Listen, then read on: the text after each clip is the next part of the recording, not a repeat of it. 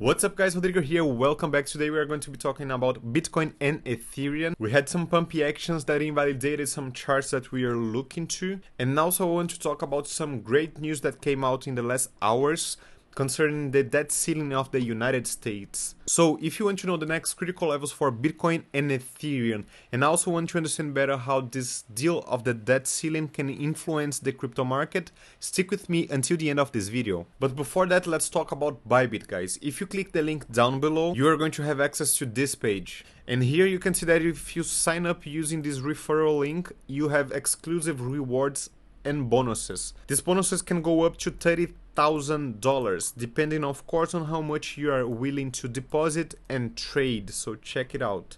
And as you can see here, Bybit is one of the best crypto exchanges in the crypto space. They have more than 10 million users, more than 2,700 spot assets, and more than 200 derivatives contracts. And they also have 24/7 support, so anytime you need anything, any help from them, they are going to provide it to you. So guys, let's start with the news. United States President Joe Biden has urged the Congress to pass the agreement right away. Joe Biden and McCarthy have reached an agreement to raise federal government multi-trillion-dollar debt ceiling. Biden has confirmed by Twitter the existence of this agreement and explaining that it will prevent the US from facing a catastrophic default. So as everybody knows, United States economics is about to collapse. And in order to prevent it, or at least delay it, Biden is pushing this agreement, this deal. By doing so, the state can print more money.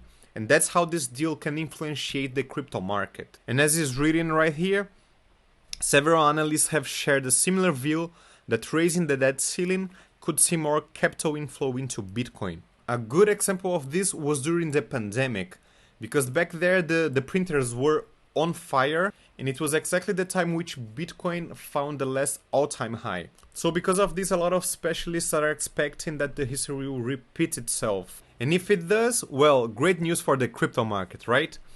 So done with the news, let's go through the chart. Let's go to Bitcoin. For our time frame here, I told you the last video that if we manage to break out here and close some candles above, we would disconsider this symmetrical triangle.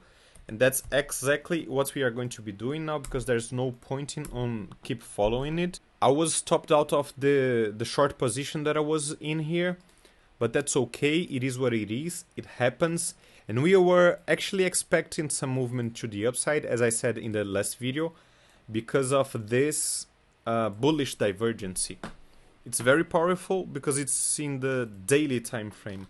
That's why I wasn't risking a lot on my last trade. Here we can clearly see the indecision that the Bitcoin is having right now, because we are having this head and shoulders formation right here that can be playing out to the downside, of course.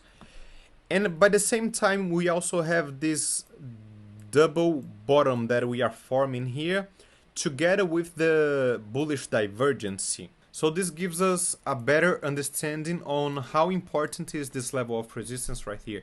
Because if we break this and keep going to the upside and break this resistance as well, then most probably this was actually a double bottom right here, and we are going higher. Otherwise, if we are rejected by this level, we are going to most probably fulfill the target of this head and shoulders. I also wanted to show you the weekly time frame here with the 200 MA, and we are once more being rejected by this level of support, which is a very good thing if we want to see another leg up for the Bitcoin price. For Ethereum, we are having this falling wedge formation, and we have two different scenarios here. You can see that we are exactly at this resistance of this rising wedge right now. It is a bullish pattern, and if we break to the upside here, the target is all the way up to the beginning of the movement on this manner. But because it's a bullish pattern, doesn't mean that we have to break it out to the upside, and doesn't mean that we have to break to the upside right now.